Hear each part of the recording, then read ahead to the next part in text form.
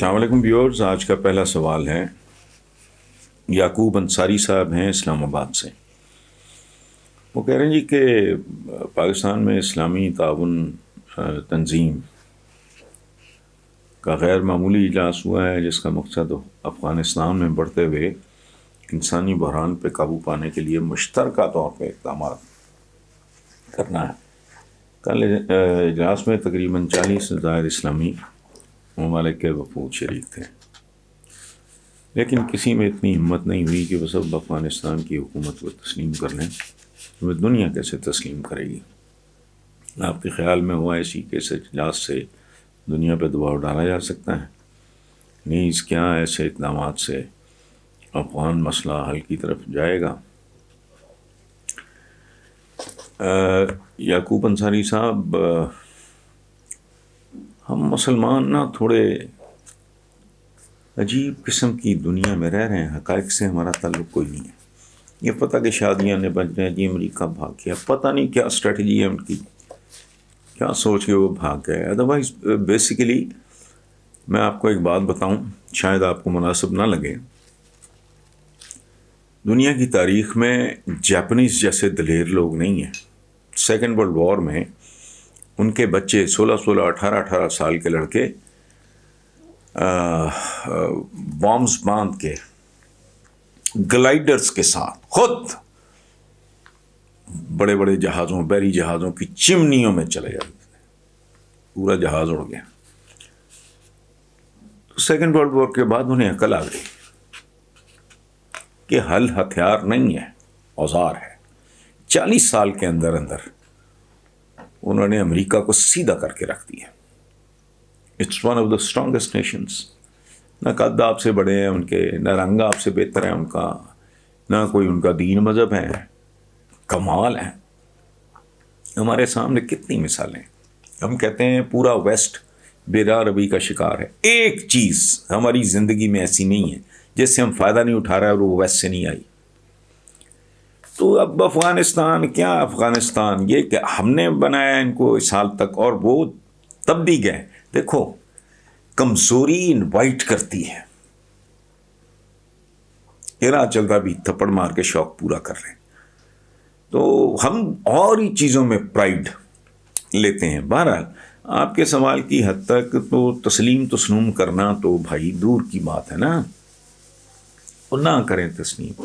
فی الحال ہے ضرورت روکڑے کی، روٹی کی، بھوکے مر رہے ہیں۔ میں نے آج ایک افغان بچے کی، کسی ایک اخبار میں ہے وہ تصویر، اردو یا انگریزی مجھے یاد نہیں آ رہا، وہ بچہ نہیں ہے، ہڈیوں کا ڈھانچہ ہے۔ ایسی تصویریں میں نے بہت دیر پہلے جب ایتھوپیا میں قحط پڑا تھا دیکھی تھی۔ تو پہچان پچھون کو چھوڑیں، وہ بات کی باتیں ہیں۔ آپ نے اسرائیل کو ابھی تک آپ نے تسلیم نہیں کیا، تو اسرائیل کی صحت پہ تو کوئی لمبا چوڑا فرق نہیں پڑتا۔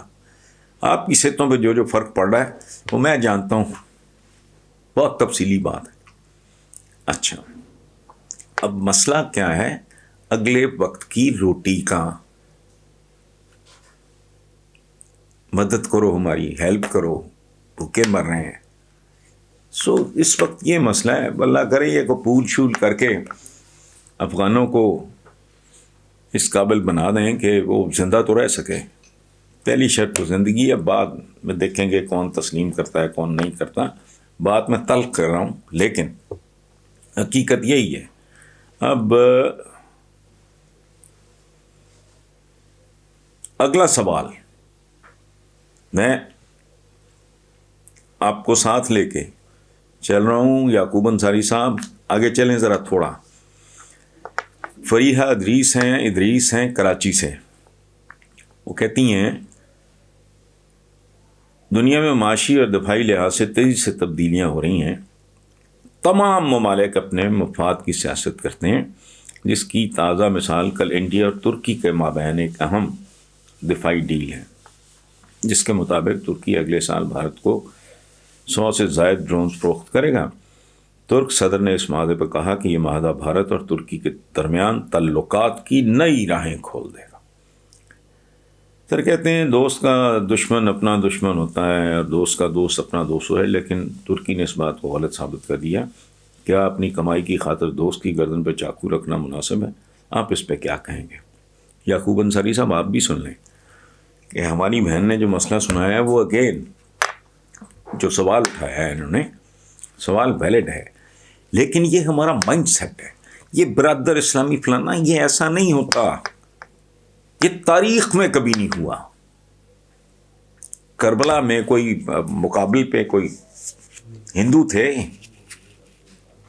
کوئی سکھ تھے، کوئی عیسائی تھے. تو پلیز، ایران عراق وار کئی سال چلتی رہی. میں تب بھی سوچا کرتا تھا، میں آج بھی سوچ رہا ہوں کہ دونوں طرف سے جو کلمہ گو مارے گئے، پتہ نہیں ادھر صدام پاگل تھا یا یہ، ان کو میری سمجھ سے باہر ہے. ترکوں کی یورپوں سے نہیں بنتی. میں ایک عجیب ہوں. اور اسی طرح ہے زندگی.